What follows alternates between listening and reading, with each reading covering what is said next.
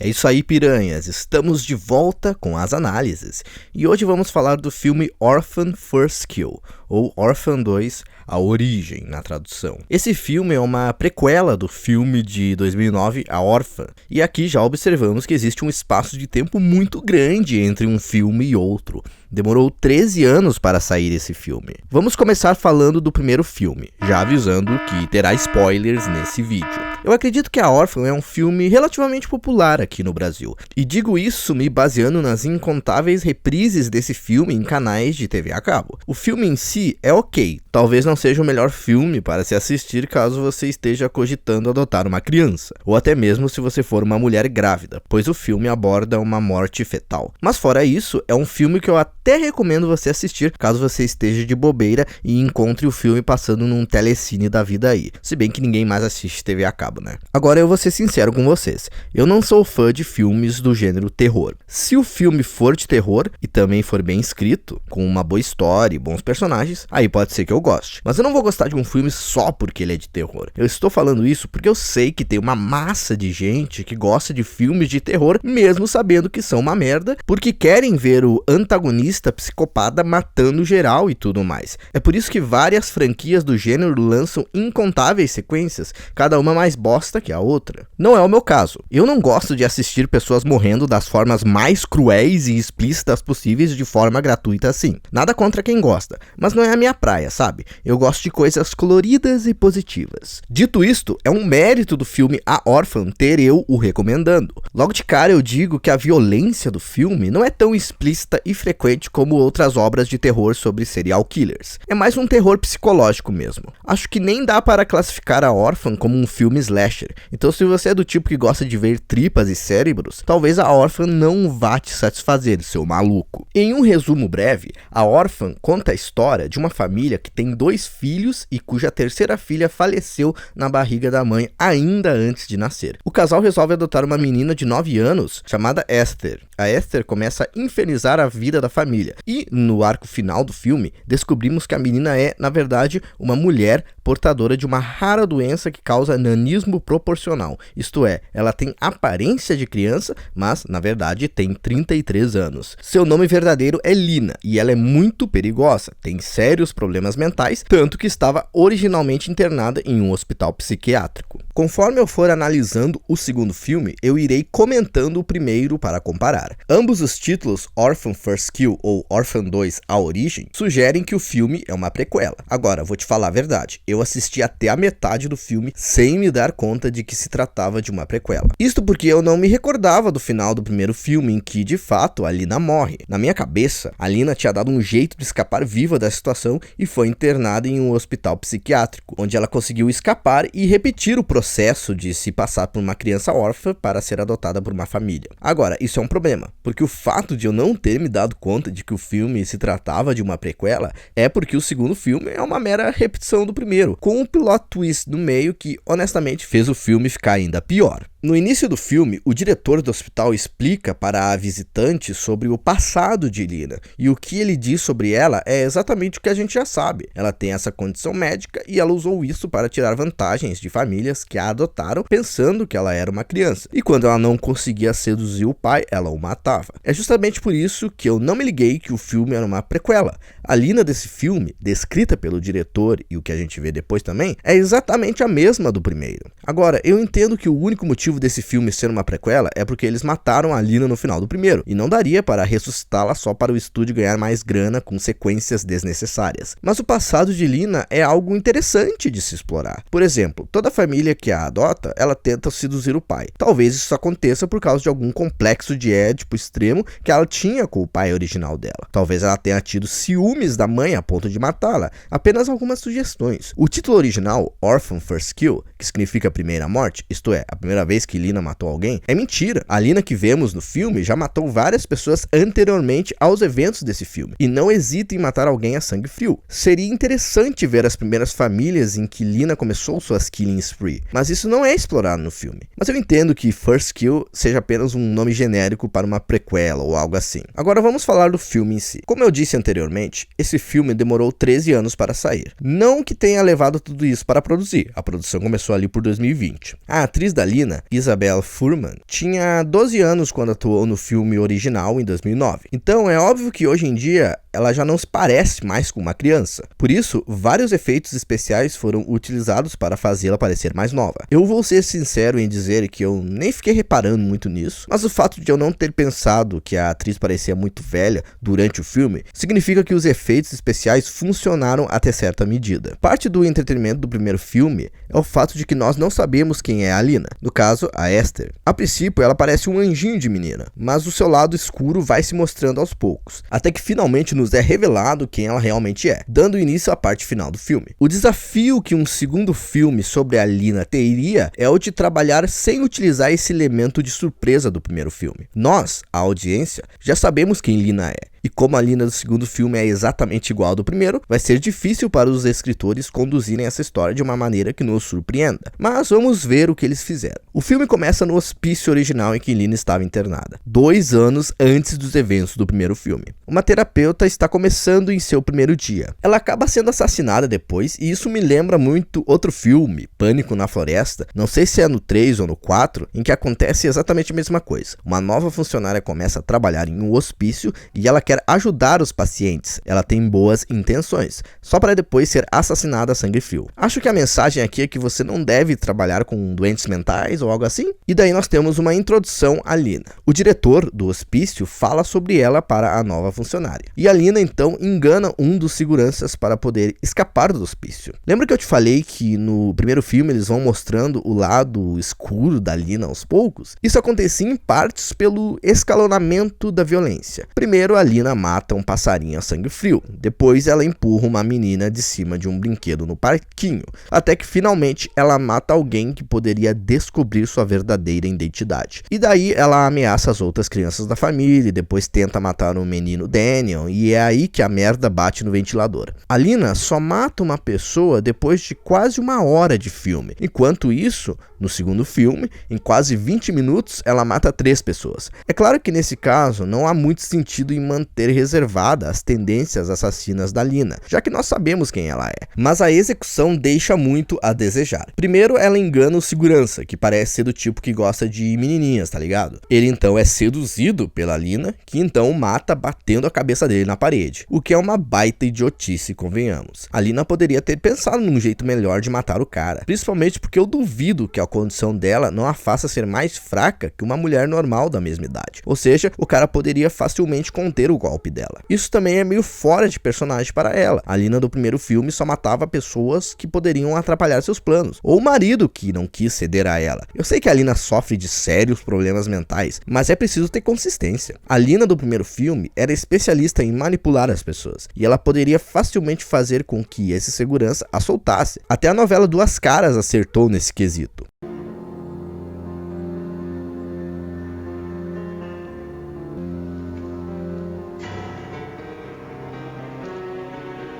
Olha só, você tá sabendo que eu vou perder meu emprego por causa disso. Tô sabendo, não sabia.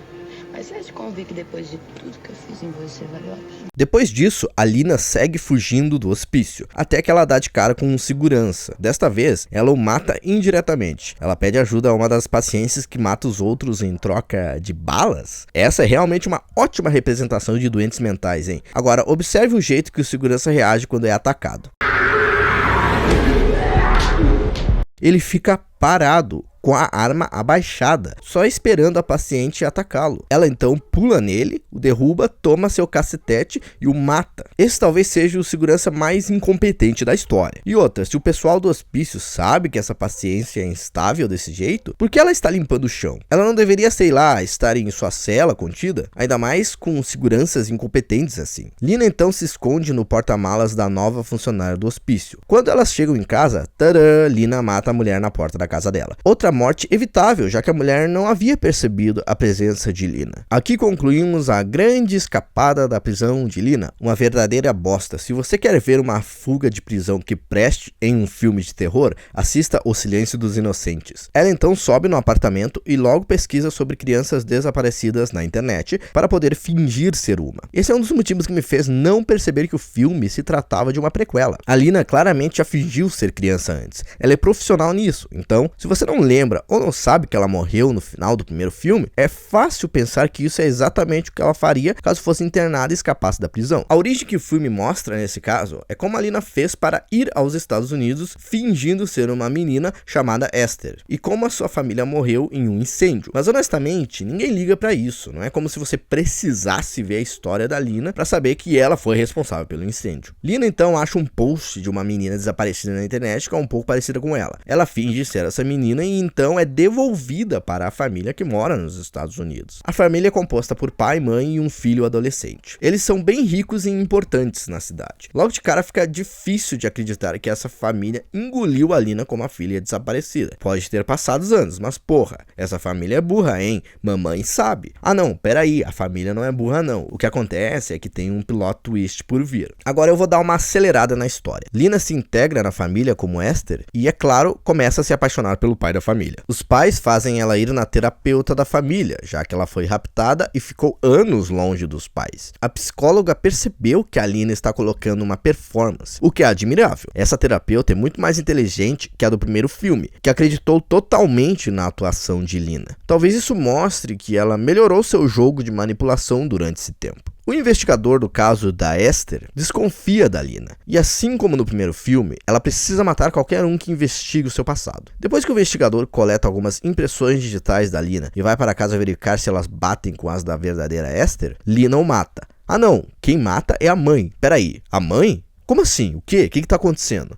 Esse é o grande plot twist que aparece com quase uma hora de filme. A Esther verdadeira não desapareceu. O irmão dela, o adolescente, acidentalmente matou ela durante uma briga de irmãos. E daí a mãe descartou o corpo e mentiu que a menina desapareceu para o marido e para as autoridades. Então, basicamente, a mãe e o filho sabiam que a Esther original não havia desaparecido, que ela morreu. E quando a Lina apareceu, meio que ferrou com a história deles. E agora eles são obrigados a tocar essa história falsa adiante. E o único da família que acredita que a Lina é a Esther é o pai, ou seja, é só o pai que é burro. Tipo Simpsons, tá ligado? A mãe então revela toda a sua história para a Lina, o que é uma burrice, porque a Lina poderia facilmente utilizar isso contra ela depois. Elas então fazem meio que um acordo em que Lina continuaria a fingir que é a Esther, porque a mãe não quer que o pai sofra novamente com o desaparecimento da filha. Tudo isso para que pouco tempo depois a mãe e o filho tentem matar a Lina a sangue frio. Puta que pariu, se você ia matar a Lina de qualquer jeito, por que não matou ela logo ali? E outra, a gente tem uma mãe que passa pano para o filho mais velho que matou a filha mais nova dela, mas que não consegue lidar com o luto do marido ao perder a filha? Fala sério. Depois disso, nós temos algumas cenas em que Lina continua a fingir que é Esther, mas agora com a mãe e o filho sabendo quem ela realmente é. Essas cenas são até meio engraçadas. Em uma noite, o filho aborda a Lina trazendo um excelente argumento de que, mesmo que a Lina dedurasse o assassinato de Esther, o que novamente foi uma burrice gigantesca a mãe ter contado a verdade para uma psicopata doida que se infiltrou na sua casa fingindo ser sua filha, ela não teria como comprovar. E por ela ser uma psicopata doida com um paradeiro assassino e a família do filho é rica e importante, não é como se as autoridades fossem acreditar nessa história.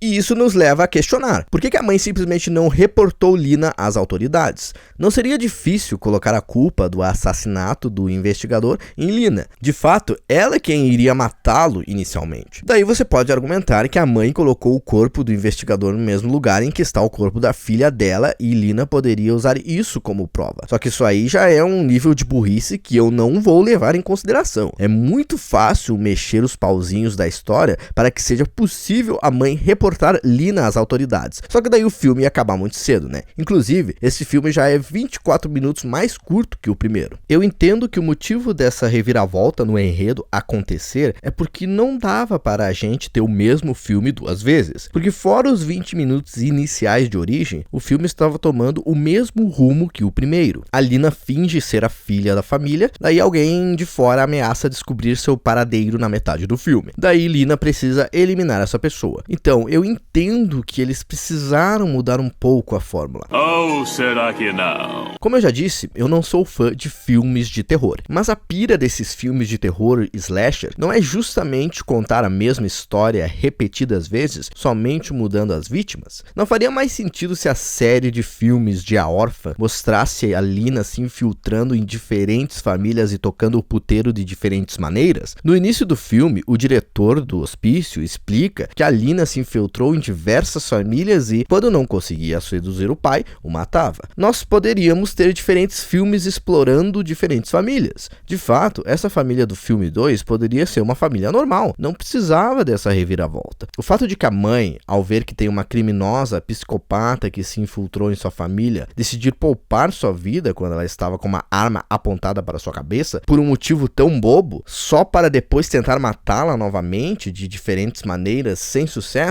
faz com que o enredo inicial da família acreditar que Lina é Esther faça mais sentido do que o enredo de fato. É claro que o objetivo final da Lina é seduzir o pai, cujo personagem é bastante genérico e pouco explorado. Depois da reviravolta, não demora muito para que Lina e a mãe tentem se matar através de envenenamento. Eu gosto da cena em que Lina dá uma batida para a mãe tomar e tem um rato morto dentro dela. Eventualmente, o pai sai para uma viagem de negócios e Lina sabe que agora ela se fudeu, porque ela vai ficar sozinha com a mãe e o filho, ambos querendo matá-la. De fato, a mãe anuncia isso para ela ainda na estação de trem. Our arrangement is over. You're fucking dead. E depois ainda se surpreende com a Lina retaliando. Porra, a burrice da mãe não tem limites. Como que você anuncia para alguém que essa pessoa vai morrer? É claro que a Lina sabe que a mãe quer matá-la, mas no mínimo você tenta enganar a Lina de alguma forma para poder levá-la para casa tranquilamente e lá executar a ação. É tipo se naquela cena do Breaking Bad em que o Victor vai buscar o Walter White em casa para assassiná-lo, ele dissesse: o nosso acordo acabou e agora eu vou te levar ao laboratório para enfiar uma bala na tua cabeça. Não, cara, o Victor mente dizendo que tem um problema no laboratório e que o Walter precisa verificar. E é claro que o Walter não acredita nisso, ele sabe o que o aguarda. Mas aí que está a questão, existe todo um jogo psicológico rolando. E é isso que faz falta nesse filme. No primeiro filme, a maneira que a Lina manipula psicologicamente a família é bem trabalhada. No segundo filme, isso não acontece. E daí, depois dessa cena, nós voltamos para a casa onde temos uma cena meio parecida com o final do primeiro filme, em que a família enfrenta a Lina. Só que, enquanto que no primeiro filme a cena é bem tensa e há muito em jogo, no segundo filme o que temos é um Tom e Jerry mal feito que termina em um incêndio. Se eu fosse apontar o principal problema dessa cena final, e que também afeta o resto do filme, eu diria que são os personagens e suas intenções. Venha comigo. A principal diferença do primeiro filme para o segundo é que no primeiro, o filme é apresentado pelo ponto de vista da família, principalmente da mãe da família, enquanto que no segundo filme nós acompanhamos o filme do ponto de vista da Lina. Olha, eu não sou especialista em filmes de terror slasher, mas os poucos que eu conheço contam a história do ponto de vista das vítimas. É isso que nos dá medo, acompanhar personagens inocentes vivendo suas vidas, precisando lidar com esse assassino misterioso que a gente não sabe de onde veio nem o que é. A gente só sabe que ele mata sem motivos e não tem misericórdia. Esse mistério é o que nos dá medo. Por isso que muitos assassinos em série de filmes slasher usam algum tipo de máscara ou têm a cara toda deformada, porque o fato da gente não saber o rosto verdadeiro da pessoa nos aterroriza. Eu até entendo que não dá para classificar os filmes da série A Órfã como slasher precisamente, mas muitos desses elementos são parecidos no primeiro filme especificamente. Nele, nós acompanhamos a história do ponto de vista da família, que são apenas vítimas inocentes dessa criança com um passado misterioso e que de alguma forma é capaz de matar a sangue frio, ao mesmo tempo que sabe muito bem manipular tanto os adultos quanto as outras crianças. A propósito, a maneira como a Lina manipulava as crianças no primeiro filme era um dos pontos mais interessantes da história, especialmente a menina mais nova, que é surda, e essa surdez foi devido a um acidente causado pela negligência da mãe, que era alcoólatra. O fato da menina se comunicar com linguagem de sinais é explorado no filme, e a maneira como toda a família nos é introduzida nos faz simpatizar com esses personagens. No segundo filme, a única interação que temos da Lina com uma criança é uma cena breve no início que nem é boa. Esse elemento interessante de uma serial killer infiltrada no meio de crianças inocentes não é explorado no segundo filme. No primeiro filme, existe todo um arco envolvendo a mãe da família, cuja filha mais recente morreu ainda na barriga dela. Ela claramente carrega um certo trauma por isso. E é por isso que ela sente essa necessidade de adotar uma criança. No final do filme, depois de todo o inferno que Lina fez sua família passar, Lina ainda tenta apelar para o lado maternal da mulher, do que ela responde: eu não sou a porra da tua mãe, e dá um chutão que quebra o pescoço da Lina. O filme conquista essa cena, pois nós vemos essa mulher que no início era frágil, ainda de luto pela filha que morreu na sua barriga, e agora ela precisa chutar a cara dessa psicopata para finalmente superar todo esse trauma e salvar o que ainda resta de sua família. O desenrolar da história do primeiro filme faz sentido. A maneira como a Lina vai mostrando aos poucos o seu lado sombrio. O fato de que só a mãe desconfia dessa menina estranha. O pai é o único da família que é assassinado. E isso faz sentido, porque ele foi descuidado ao confiar tanto em Lina. Só que o fato dele não acreditar na esposa também não veio do nada. Ela é uma mulher que tem um passado ruim com a bebida, e que por causa disso foi negligente com a filha mais nova, e o casamento deles já passou por problemas de traição, e também vemos que ela não se dá bem com a sogra. A Lina manipulou o pai ao fazê-lo crer que a esposa voltou a beber e está voltando a ter atitudes negligentes para com os filhos. Só que esse descuido dele lhe custou a vida, então não foi totalmente gratuito. Eu diria que a melhor cena do primeiro filme é essa. What did you do? Hey! What did you do to me, you bitch?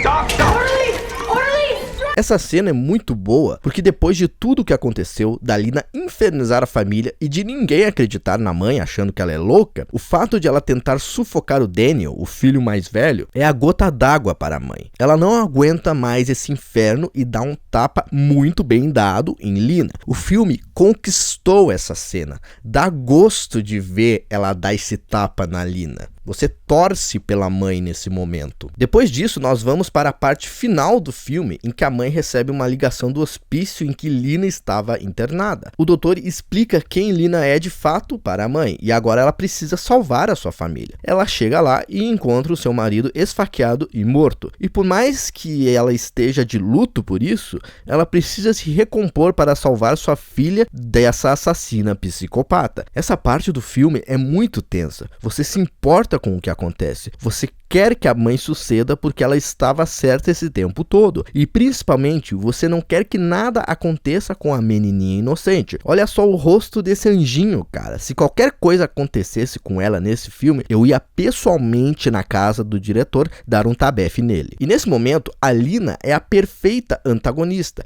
Ela é aterrorizante. Ela até deixou cair a fachada de menininha órfã inocente para revelar a sua verdadeira aparência sombria. Nesse momento, os stakes são altos, isto é, há muito em jogo. Agora vamos analisar a parte final do segundo filme, que é um pouco similar, mas o contexto é bem diferente. Como eu já disse anteriormente, o filme segue o ponto de vista da Lina, e nesse caso, a mãe e o filho querem matar a Lina. Então aí você já percebe o problema fundamental dessa cena, que é o fato de que a Lina é a vítima nesse caso. Só que a gente sabe que a Lina vai sair viva dessa situação, além de ela ter uma experiência em assassinatos muito maior que os personagens que estão atrás dela. Falando neles, o filho adolescente, além de ter matado a irmã mais nova acidentalmente, é um personagem detestável. Ele é um riquinho arrogante que pensa ser melhor que os outros só porque vem de uma família importante, enquanto que sua mãe limpa sua barra quando ele faz merda, até se essa merda consiste em matar a filha mais nova. Tá vendo o problema? Você não se importa com esses personagens. Eles não apenas são detestáveis, mas nesse caso eles também são os antagonistas, enquanto que a Lina é a vítima. Só que você também não gosta da Lina, porque ela não foi feita para ser uma vítima, uma personagem que você gosta. Era para ela ser a antagonista, sabe? Que nem foi no primeiro filme e que nem deveria ser nesse filme. Acaba que você não torce para nenhum dos personagens, fazendo com que essa cena não tenha nada em jogo, ou seja, não tem stake nenhum.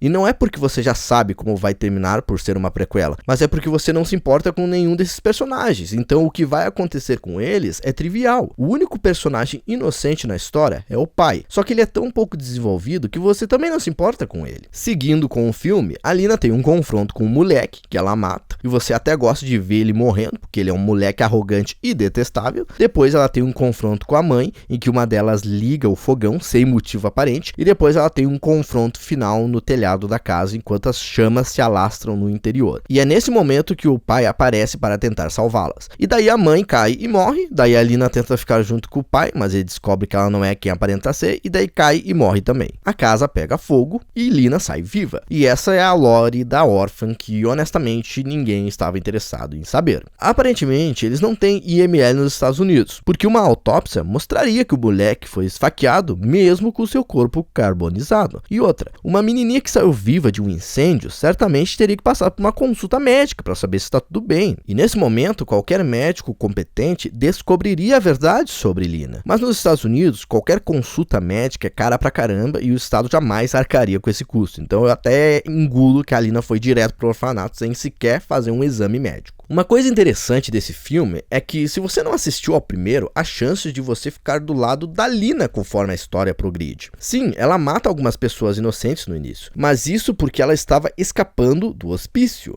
Depois disso, ela agiu em legítima defesa, lembrando que foi a mãe quem acabou matando o investigador. No início, nos é vendida a imagem de que Lina é uma pessoa horrível, um monstro, mas durante o filme isso é muito pouco explorado. Sem o contexto do primeiro filme, em que Lina tenta matar duas crianças inocentes só para livrar sua barra, e essa é só uma das coisas horríveis que ela faz, você não consegue ver o quão maléfica é essa pessoa. Para concluir, o primeiro filme é bem melhor estruturado do que o segundo. No primeiro, nós acompanhamos a história de uma família inocente que tem o azar de adotar uma menina que não é uma menina, mas uma mulher adulta que sofre de nanismo proporcional. E aos poucos nos é revelado quem Lina realmente é e do que ela é capaz. Cada ato horrível cometido pela Lina no primeiro filme nos faz entender melhor o quão perigosa ela é e o que essa família terá de enfrentar conforme as coisas vão piorando. Já o segundo filme é muito mais burro. Poderia ter explorado essa premissa de um jeito muito melhor, e não consegue sequer colocar a Lina como antagonista, muito pelo contrário,